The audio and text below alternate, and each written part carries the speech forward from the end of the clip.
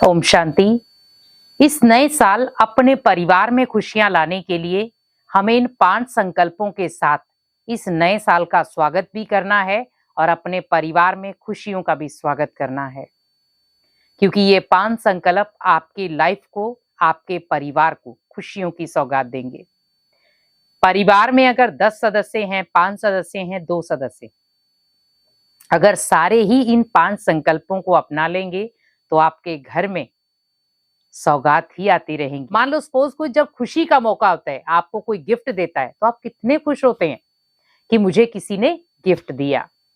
वैसे ही सोचें कि जब रोज आपको किसी न किसी तरीके से आपके परिवार में खुशियां आती रहेंगी, तो आपके लिए वो गिफ्ट से कम नहीं है। आज परिवार में खुशियां लाना ही पॉसिबल नहीं हो पा रहा है, लेकिन हमें उस चीज को जो नहीं हो पा रहा है, हमें वही चीज करनी है। हर कोई चाहता है कि मेरे परिवार में खुशियां बनी रहें। खुशियां बनाएं, बहुत सारी खुशियां आपके परिवार में आएंगी, लेकिन उसका स्वागत करने के लिए आपको इन 5 संकल्पों को अपनाना है। पहला संकल्प कि इस नए साल की शुरुआत हमारे परिवार में खुशियों के साथ होगी। हर परिवार के हर सदस्य को, उसके चेहरे को मुझे खुशनुमा बनाना है, क्योंकि जब आप परिवार में अपने ही परिवार को एक खुशी वाला माहौल देंगे, तो ऑटोमेटिकली आपके परिवार में पहली सौगात आएगी खुशियों की सौगात। संकल्प रचा, लेकिन सौगात के रूप में क्या आई आपके घर में? खुशियां। तो संकल्प भी खुशी वाला था, तो परिवार में खुशियां भी आपके घर में आ जाएंगी। तो यहाँ पर सबसे पहला संकल्प आपको क्या लेना है कि मैं भी खुश रहूंगा और मुझे अपने परिवार को भी खुशियां देनी है। तो आपको भी सौगात मिली और आपने अपने परिवार को भी ये सौगात दी। दूसरा, मुझे अपने जीवन में भी सुख शांति लानी है, तो परिवार में भी हमेशा सुख शांति को बरकरार रखना है। तो दूसरा सौगात, क्योंकि आज लाइफ में हम सबसे ज्यादा क्या चाहते हैं परिवारों में? सुख शांति। क्योंकि कहीं ना कहीं कारण या कारण बहुत सारी चीजों के कारण हमारे घर की सुख शांति भंग हो जाती है।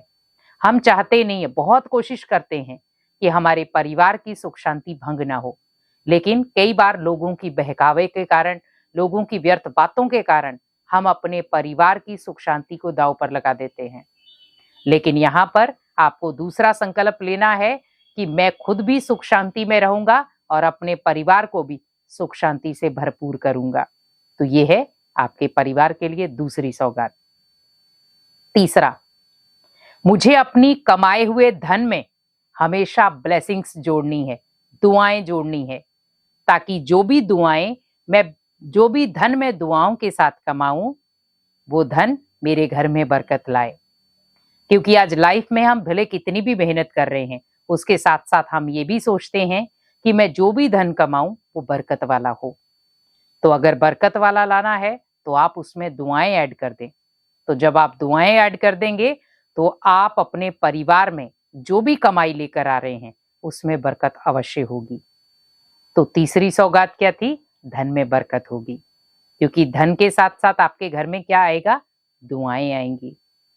अब यहाँ पर चौथा, मुझे किसी भी आत्मा को चोट नहीं पहुंचानी है और ना कोई आत्मा मेरे परिवार को चोट पहुंचाएगी। तो इसमें हमें एडिशन करनी है क्षमा भाव, क्योंकि जब हम किसी आत्मा को दुख देते हैं तो बदले में उसका रिटर्न हमारे परिवार में दुखी माहौल बन जाता है। यहाँ पर मुझे ध्यान रखना है कि मुझे चौथा संकल्प लेना है कि मैं हर आत्मा को क्षमा करता हूँ, जिन भी आत्माओं को मैंने कभी दुख दिया है, पीड़ा दी है। तो जब आप ये क्षमा मांग लेंगे तो ऑटोमेटिकली आपके परिवार के ऊपर आए हुए सारे संकट हट जाएंगे।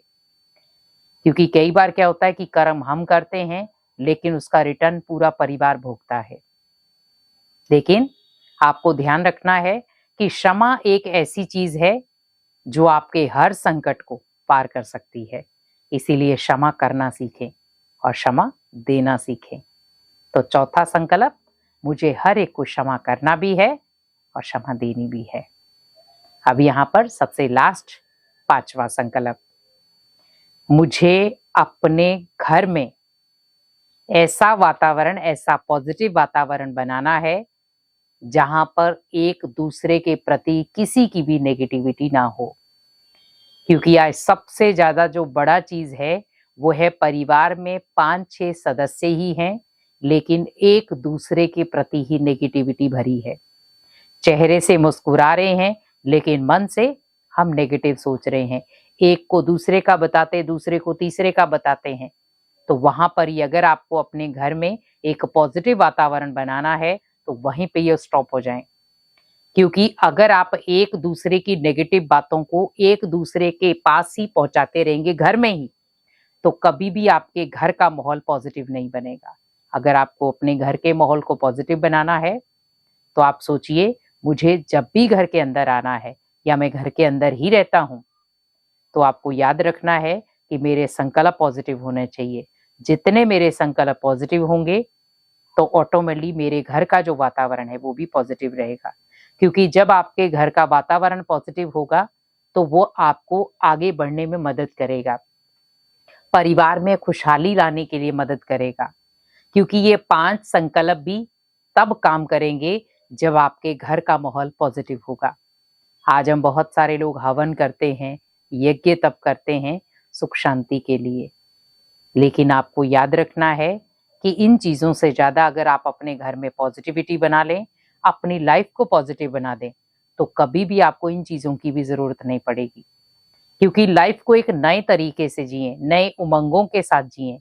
क्योंकि जब आप लाइफ को किसी नई चीज के साथ मोड़ देते हैं तो उसमें बहुत सारी चीजें जुड़ जाती हैं।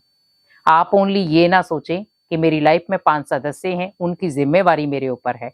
आप ये सोचें, भगवान ने पूरे संसार की जिम्मेवारी मुझे दी है, तो मुझे पूरे संसार को खुश कैसे रखना है वो मुझे देखना है। क्योंकि लाइफ हमें बहुत बार मिलती है, लेकिन भगवान के साथ कनेक्टेड लाइफ हमें एक बार मिलती है, जहां पर हम भगवान की बहुत सारी ब्लेसिंग्स पा सकते हैं।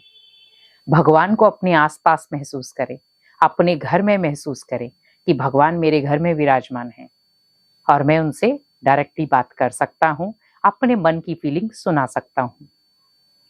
तो जब आप भगवान को भी अपने घर में रखेंगे तो सोचिए कि पॉजिटिविटी का सागर ही जब आपके घर में आ जाएगा तो आपके घर का माहौल कैसा हो जाएगा? पॉजिटिव हो जाएगा। हमें ओनली ये फील नहीं करना है कि घर में मेरे ही घर के सदस्य रहते हैं, लेकिन आप सबसे पहले जब भी आप सुबह उठते हैं सबसे पहले भगवान का आह्वान करें कि भगवान आओ, आप अपनी फैमिली को अच्छे से सेट करो। परिवार में खुशियां लेना आपका काम है।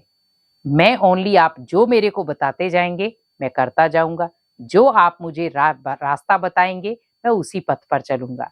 तो जब आप भगवान के कार्य के अकॉर्डिंग चलेंगे, भगवान जो आपको कह रहा है उसके अकॉर्डिंग चलेंगे, तो जीवन आपका खुशहाल हो जाएगा और परिवार में भरपूर खुशियां पैदा हो जाएंगी। इसीलिए परिवार में पॉजिटिविटी रखें और अपने जीवन में इन 5 संकल्पों को अपना लें, तो आपका नया साल बहुत शानदार हो जाएगा। ओम शांति।